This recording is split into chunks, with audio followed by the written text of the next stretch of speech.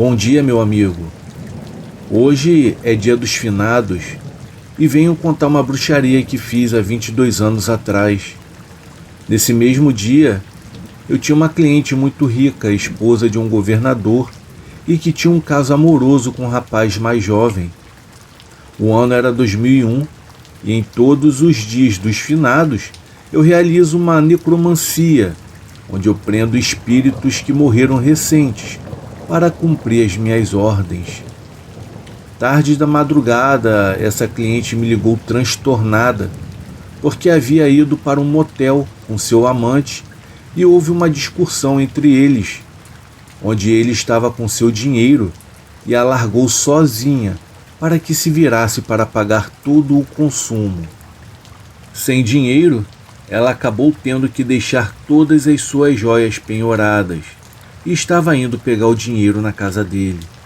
Apesar dele ter ido a pé, mas até ela assinar todos os papéis do empenho de suas joias, com certeza ele já estaria quase em casa. Então ela me pediu para que eu não deixasse o amante chegar em casa primeiro do que ela, e que era para eu me virar, pois ela tinha que chegar primeiro do que ele para pegar o dinheiro e recuperar as suas joias. Eu fiquei maluco com essa situação, pois ela pensava que magia era hollywoodiana e que abracadabra resolveria tudo. Eu pensei e lembrei da necromancia. Eu peguei o frasco, fui para um templo aberto, abri e liberei as almas presas e disse que as almas aqui aprisionadas se transformem em sombras malditas e não deixe esse amante chegar em casa. Pronto, agora era só esperar.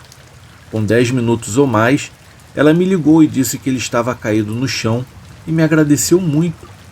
Com o passar dos dias, eles acabaram fazendo as pazes e ela perguntou o que havia acontecido naquele dia em que ele ficou caído no chão. Ele então relatou que aquelas cruzes que marcam acidentes fatais em BRs começaram a seguir ele. Ele tentou não prestar atenção, porém já havia uma procissão de cruzes, pulando e já alcançando ele. Com pânico e o terror tomando conta do seu corpo, ele começou a correr freneticamente, até que alguém o chamou pelo seu nome. E quando ele se voltou para saber do que se tratava, ele levou um murro muito forte nos peitos, que o desmaiou, e só acordou com o calor do sol em seu rosto. É assim a minha necromancia que deu certo, e fui muito bem pago.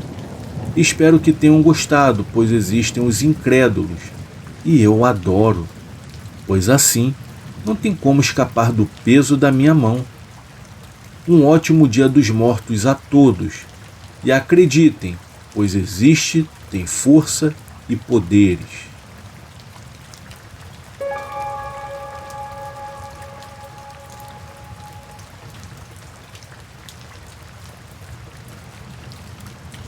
Olá, o meu nome é Antônio.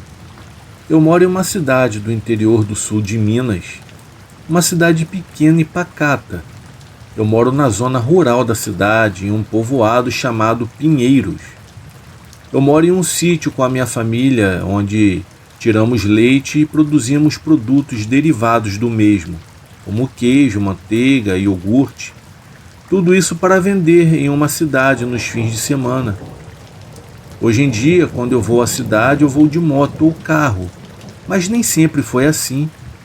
Antigamente, quando a situação financeira não estava boa, os meus meios de transporte eram um cavalo ou até mesmo a pé. A felicidade era de ter um cavalo. O povoado onde moro fica a cerca de uns 15 quilômetros da cidade, em uma estrada de terra ruim, cheia de buracos e cercada de matas por toda a extensão. O relato que eu irei contar aconteceu em uma noite, quando eu voltava da cidade. Na metade do caminho de volta para a fazenda, existe uma encruzilhada, onde se encontram 3 estradas diferentes. Nessa encruzilhada já tinha ouvido vários relatos de pessoas que afirmam ter presenciado um fantasma. No entanto, como não se acreditava em muitas coisas sobrenaturais, achava até engraçado quando as pessoas vinham me contar esses tipos de histórias, é que, na verdade, eu sempre pensei que as pessoas ficavam impressionadas com oferendas deixadas naquelas encruzilhadas, como garrafas de bebidas alcoólicas, carinhas pretas e outros acessórios usados em rituais. Eu sempre passei por lá e vi tudo aquilo, mas nunca mexi em nada, eu sempre respeitei. Então, no final de semana, mais precisamente em fevereiro de 2014, eu acordei de madrugada, como de costume. Fiz as tarefas da fazenda, ordenhei as vacas e cuidei dos animais.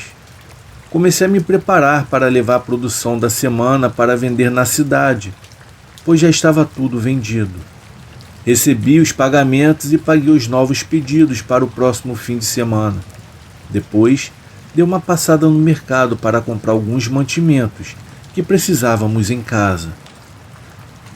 Tudo estava certo e a moto já estava carregada de produtos. Então segui rumo à cidade. Chegando lá, eu entreguei tudo e já era a hora do almoço. Decidi visitar minha tia e aproveitar para almoçar com ela. Seria algo rápido, e na volta eu passaria no mercado e seguiria para casa. No entanto, quando eu cheguei na casa da minha tia, ela e os seus filhos estavam fazendo churrasco. E fiquei ali conversando com os meus primos.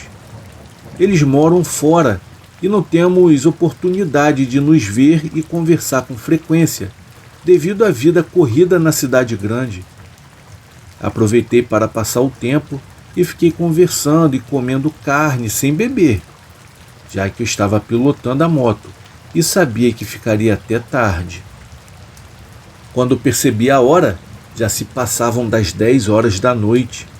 Eu me despedi de todos para poder ir embora e minha tia insistiu para que eu passasse a noite lá com eles. No entanto, eu não pude aceitar, pois eu tinha compromissos na fazenda. Eu precisava ordenhar as vacas bem cedo. Eu coloquei as minhas compras na moto e fui embora. Já era tarde.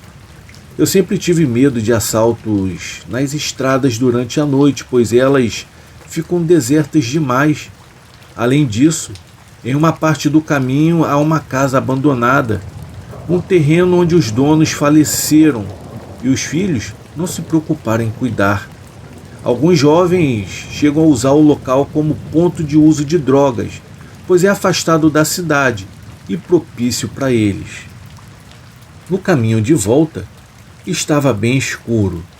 Quando eu estava chegando perto da encruzilhada, eu vi uma figura com vestido branco e imaginei que fosse alguns dos jovens alcoolizados e drogados que não conseguiram voltar para a cidade e ficaram por ali. No entanto, para minha surpresa e desespero, quando eu estava passando pela encruzilhada, a figura desapareceu em uma névoa branca e, ao mesmo tempo, eu senti um peso na garupa da minha moto, como se alguém bem pesado estivesse na parte de trás. Eu fiquei muito assustado e olhei rapidamente para trás, mas eu não vi nada, porém o peso ainda estava presente e, ao mesmo tempo, eu senti calafrios como se algo estivesse segurando em mim. Sem parar a moto, pois eu tinha medo do que aquilo poderia fazer comigo, eu comecei a orar, mas parecia que a minha oração não incomodava aquilo que continuava na minha garupa. Foi então que, quando eu passei pela fazenda da casa abandonada, eu senti a minha moto mais leve, como se alguém tivesse saído da minha garupa. Naquele momento, uma sensação de alívio tomou conta de mim. Só consigo agradecer a Deus por não ter acontecido nada comigo. Os calafrios também passaram. Eu cheguei em casa e o meu coração estava acelerado depois de toda a minha vida. Eu jamais poderia imaginar ter dado carona para um fantasma naquela noite. Eu não consegui dormir, com medo de sonhar com aquela coisa. Já estava amanhecendo o dia, eu me levantei, eu tirei o leite e fui contar para minha esposa o ocorrido. Ela ficou horrorizada e me aconselhou a conversar com meu pai, pois ele sempre morou aqui e teria alguma explicação ou teoria para o que aconteceu. Então fomos até a casa do meu pai, que ficava a uns 10 minutos da minha casa, E para nossa surpresa, quando eu comecei a relatar o ocorrido, o meu pai não demonstrou horror e nem surpresa. Ele se sentou à mesa conosco e disse: "Filho, eu vou lhe contar uma história que explica muita coisa." E então ele começou: "Vou lhe contar o que aconteceu naquela casa da estrada quando eu ainda era um moleque. E o motivo dela estar abandonada há muitos anos atrás é que quando eu ainda era uma criança, naquela casa morava uma família com 5 filhos, 3 meninas e 2 meninos. A filha mais velha já era uma moça e estava de paquera com um rapaz que trabalhava na fazenda. Mas o seu pai já havia arranjado um casamento com o filho de um fazendeiro rico da região. Então, quando seu pai soube do seu romance com o empregado, ele ficou furioso. Pegou a moça e a trancou dentro do quarto, deixando bem claro para ela que só sairia dali para casar com o filho do fazendeiro. A moça ficou cada dia mais triste, mas estava planejando fugir dali com o rapaz. Só que alguns dias antes deles fugirem, o rapaz desapareceu. Muitos diziam que o fazendeiro mandou matá-lo e jogá-lo em uma vala funda no meio da mata, onde ninguém o encontraria. No dia do combinado, a moça esperou pelo rapaz que não apareceu. Quando a sua irmã foi levar a sua comida, contou que o rapaz havia sumido e que o seu pai já havia marcado seu casamento. A moça ficou desesperada, desolada e sem nenhuma chance, e na véspera do seu casamento, em um ato de desespero, a moça se enforcou. Foi uma grande tristeza para sua mãe e seus irmãos. Todos ficaram revoltados com o fazendeiro. A partir daí, muitas pessoas começaram a relatar fatos como esse, de um fantasma que pegava carona nas garupas das motos, dos cavalos, bicicletas e carros. Os outros filhos dos fazendeiros cresceram e foram embora, e a esposa do fazendeiro nunca superou tal fato, vivendo o resto dos seus dias com tristeza. Depois que a sua esposa faleceu, ele começou a ver o espírito da filha. Isso o perturbou demais e ele também se suicidou, deixando a fazenda abandonada, pois nenhum dos herdeiros queriam ficar ali. Eles dizem que é um local de muitas tristezas e querem vender, mas ninguém tem coragem de comprar, justamente pelos relatos das pessoas que já vivenciaram o que você viveu. Muitas pessoas relatam ter visto uma mulher vagando pelos caminhos e nos arredores da tal fazenda. Ao ouvir aquilo, fiquei perplexo com a história que meu pai me contou, e agora tudo se encaixava. O fantasma da moça havia pegado carona na minha moto, e a partir desse dia, sempre que passo perto da fazenda, eu faço uma oração e peço a Deus que dê um caminho de salvação para essa moça. Graças a Deus, nunca mais tive experiências como essa. Esse foi o meu relato de alguns anos atrás. Se alguém me contasse algo parecido, com certeza eu não iria acreditar. Hoje eu acredito e sei que existem almas que ficam perdidas no nosso mundo. Bom, pessoal, esse é o meu relato. Eu desejo a todos uma ótima noite.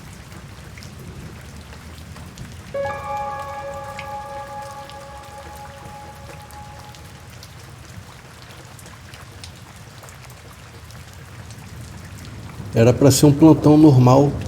Tudo indicava que iria transcorrer tudo na mais perfeita paz, mas nós estávamos redondamente enganados. Boa noite a todos. O meu nome é Júlio César e venho aqui compartilhar uma experiência pessoal e assustadora com vocês. Hoje eu não vou dizer o nome da unidade em que eu trabalhava e vou trocar os nomes das pessoas que estavam envolvidas, mas o relato é meu e é verídico. Vamos então ao relato. Estávamos chegando ao plantão que de praxe eram 12h36. Eu chegava às 19 horas da noite, que ia até às 7 horas da manhã. Isso foi no ano de 2001 em uma rede hospitalar famosa aqui no Rio de Janeiro, e essa unidade era aqui na zona oeste da capital. Um emprego que eu já tinha bastante tempo de casa. Eu confesso a vocês, foi o melhor emprego que eu tive em toda a minha vida, pois os benefícios que essa empresa me proporcionava eram ótimos. O plantão era composto por 16 pessoas, incluindo os 2 andares e o CTI do hospital.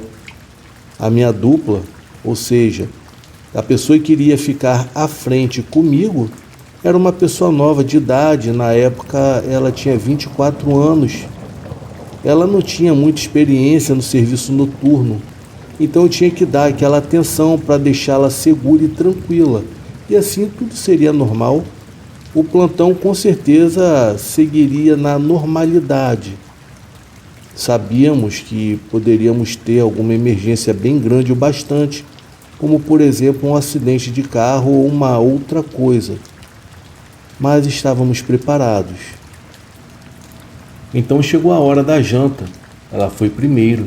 Eu fiquei para ela na recepção, e quando ela voltou, eu chamei o rapaz do raio-x para ficar com ela enquanto eu iria jantar. E foi aí que começou a pintar alguns atendimentos, que fez com que as horas se passassem mais rápido. Quando nos demos por conta, havia até uma ambulância para liberar uma transferência de um paciente. Eu fiz o bordo desse paciente, a ambulância foi, eu fechei a parte de trás e cheguei para ela e falei: "Ô Lúcia, já são 10 e pouca da noite. Eu vou lá atrás dar uma olhadinha, tô indo lá na área, tudo bem? O rádio está aqui comigo, qualquer coisa é só você me ligar." Então ela falou: "Ah, tudo bem, não tem problema, Júlio, qualquer coisa eu te ligo sim. Vai lá." Então eu aumentei um pouquinho o volume do meu rádio. Peguei a parte externa lateral onde os carros têm acesso ao estacionamento e fui lá atrás, porque tinha alguns objetos de valor que tinham que ser preservados, como material nobre, que é fácil de roubar. Então eu fui lá fazer essa ronda. Não era um lugar bom de se ver durante a noite.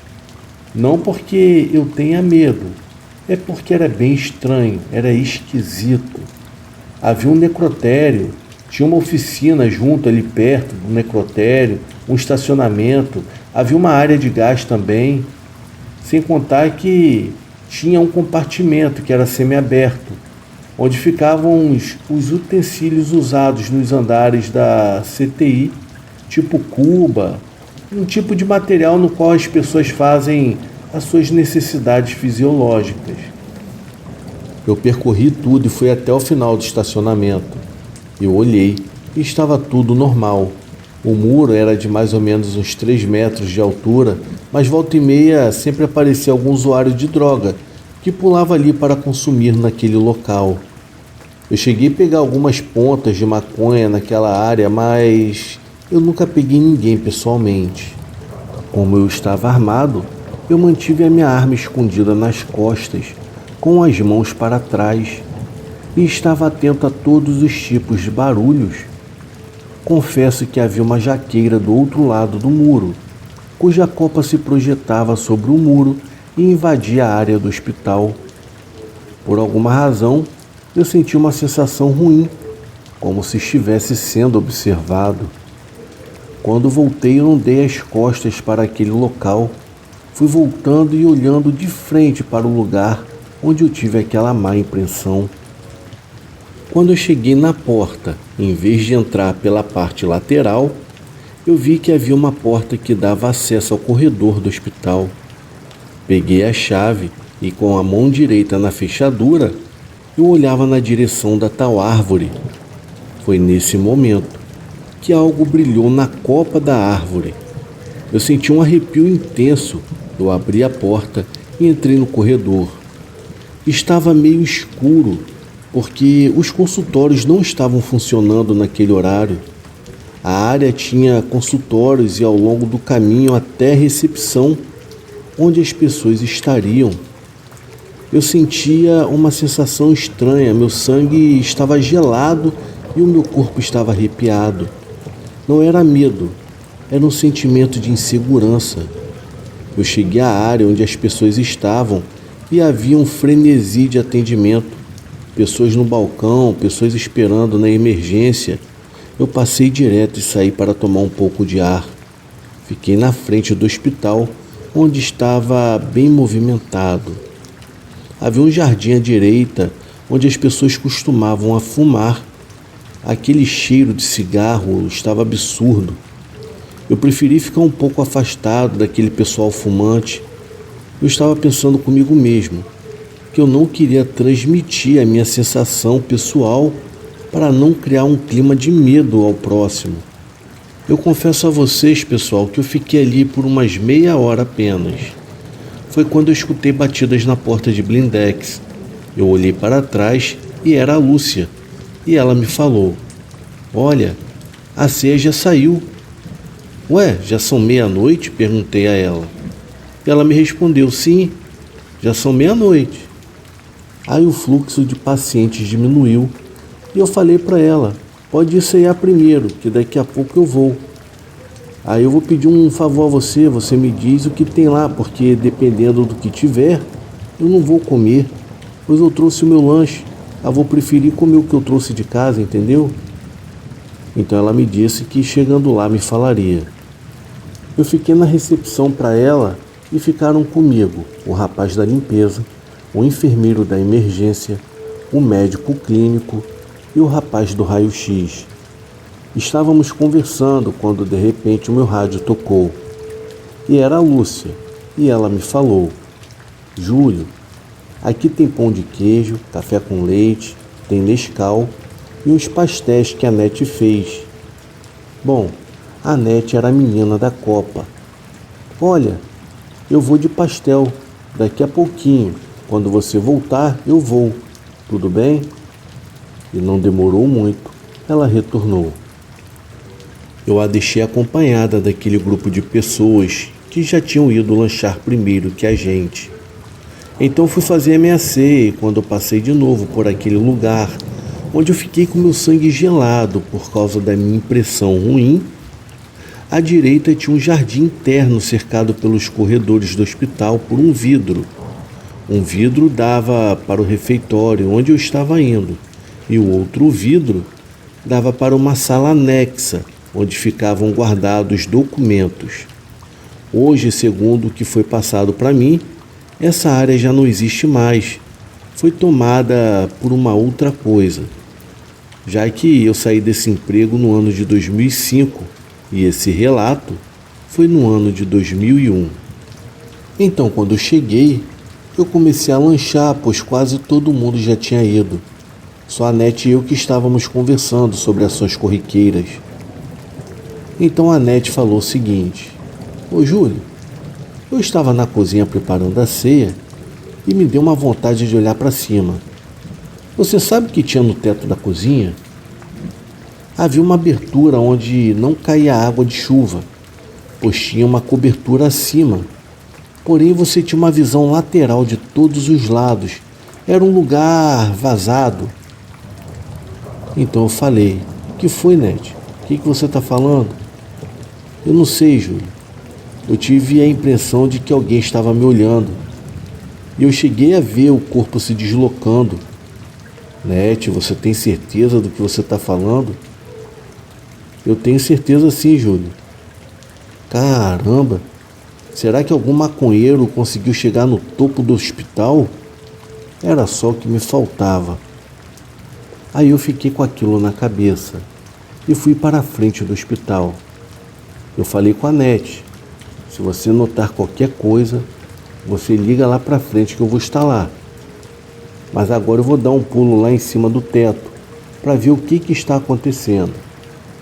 Eu fui para frente, peguei um molho de chaves que estava guardado, pois eu tinha um acesso a um armário, onde eu poderia abrir as 2 portas para chegar até o 3º andar do hospital. Lá era um lugar muito feio, porque se guardava muitas coisas em 2 salas enormes. Tinha uma porta do final do corredor onde você abria e tinha uma visão panorâmica de todo o teto do hospital. E lá fui eu. Eu coloquei a arma na minha mão direita, enfiei a chave no buraco da fechadura e abri de uma vez só e entrei. Eu virei a arma para tudo que foi direção e não tinha nada. Foi aí que eu consegui ver a parte que a Nete supostamente tinha visto alguém e estava tudo tranquilo. Eu andei por cima das telhas, dei a volta e cheguei no teto e chamei a atenção dela para ela não tomar susto, dizendo que era eu e era para ela ficar tranquila que não tinha nada. Eu fiz o caminho de volta e desci, e quando eu desci, foi aí que começou o terror, pois quando eu desci, eu apaguei todas as luzes laterais, tanto do corredor do consultório quanto a do corredor da enfermaria neonatal. Eu fui lá embaixo, na entrada do centro cirúrgico, e escureci tudo. A Lúcia já estava sozinha e o pessoal já estava em suas tarefas. Não tinha atendimento naquele horário. O enfermeiro da emergência, o Luiz, que infelizmente veio a falecer recentemente, entrou na sua sala de descanso e disse que qualquer coisa era só chamá-lo. Os médicos subiram para a sala de estar e ficou só o rapaz da limpeza, que quando o rapaz da limpeza me viu chegando, já logo me disse: "Opa, agora eu vou limpar lá atrás." E ficou só eu e a Lúcia. Ela estava tremendo e me contou o seguinte: "Júlio, esta noite passada, quando eu estava de folga, eu estava em casa, foi quando eu escutei algo se movendo do lado de fora. Eu chamei o André, meu esposo, e o André não quis se levantar para verificar o que era. Então eu me levantei e fui conferir por conta própria. Foi aí que eu vi uma figura pequena, de estatura baixa, me olhando. Ela estava debaixo da árvore de fruta do conde. Eu vi aquela figura, ela estava em pé e estava me comendo com os olhos. Poxa, aquilo me deixou muito assustada. Eu vim para cá para o hospital com uma sensação terrível. É uma sensação de que aquela coisa está me acompanhando, sabe? É muito estranho." Bom, eu acreditei porque a Lúcia, ela é sensitiva. E aquilo ali com certeza havia deixado ela com medo. Ao ouvir aquilo, eu disse para ela: "Credo, Lúcia, isso é sério?" E ela me respondeu: "Sim, é sério. Eu sinto que ele está aqui com a gente." Bom, Lúcia, é melhor a gente parar um pouco com essa conversa, eu também não curto muito. Olha só, vamos fazer o seguinte: vamos sair daqui, vamos sair daqui da recepção, vamos para o outro lado onde está o pessoal, que lá tem umas cadeiras confortáveis e é bom para que a gente possa relaxar um pouco. Você quer um café, quer uma água? Me fala que eu pego para você." Foi então que ela falou o seguinte: "Ah, eu aceito um copo de água." Quando eu me levantei para pegar o copo d'água para ela, eu não tinha visão dos corredores, pois estávamos ainda na recepção. Havia uma porta automática para acessar os corredores. Eu apertei o botão para ter acesso ao compartimento de consultórios e enfermarias. Quando eu entrei, eu dei cerca de uns 10 passos e estendi o meu braço para desativar a porta. Foi nesse momento que ela gritou histericamente. Eu me virei rapidamente para ver o que havia acontecido, mas eu não havia escutado nenhum barulho. E quando eu a vi, ela estava branca, com seus lábios sem cor. "O que foi, garota? O que aconteceu?" "Júlio, meu Deus, eu vi algo ali. Foi no momento em que você esticou seu braço para apertar o botão, é que eu vi passar alguma coisa." Na hora eu destravei a porta e entrei, mas eu não andei. Eu fiquei parado olhando pelo primeiro corredor, mas eu não vi nada. Só quando cheguei no segundo corredor, que era onde ficavam os consultórios, é que eu vi algo se movendo na escuridão, lá no final dele. Foi aí que eu disse a Ana Lúcia: "Ô Ana, realmente tem algo, mas está lá no fundo do corredor." "O quê? Você vai me deixar aqui sozinha, Júlio?" "Ana, vai para a recepção. Lá é bem iluminado. Eu vou tentar investigar."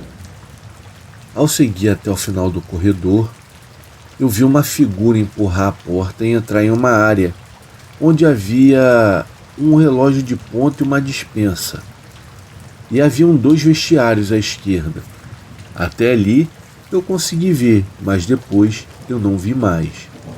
Eu entrei na despensa e nos vestiários logo em seguida, mas eu não encontrei ninguém.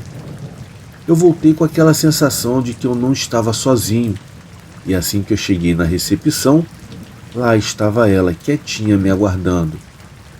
Ela então me perguntou: achou algo de estranho? E eu respondi: não, eu não encontrei nada além daquela primeira visão que eu tive. Foi nesse momento que uma lixeira metálica caiu no chão e em seguida os copos descartáveis dela começaram a ser amassados. É daqueles copos de beber água.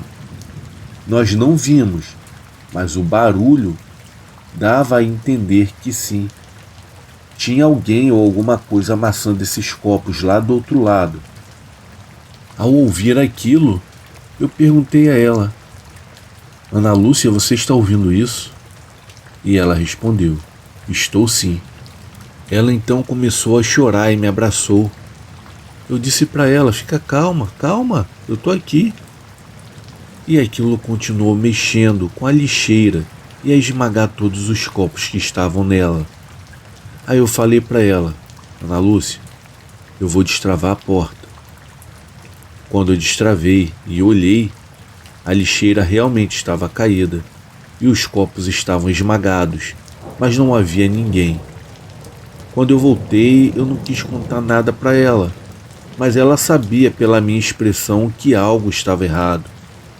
Os olhos da garota estavam saltados e as pupilas estavam extremamente dilatadas. Aí ela falou: eu tô com muita vontade de fazer xixi. Vá lá então fazer, eu disse. Mas eu estou com medo de ir lá sozinha, respondeu ela. Ah, você não vai querer que eu entre no banheiro com você, né? Olha só, eu tive uma ideia. Eu vou fazer xixi de porta aberta e você fica de costas para mim. Eu acabei concordando. E assim fomos.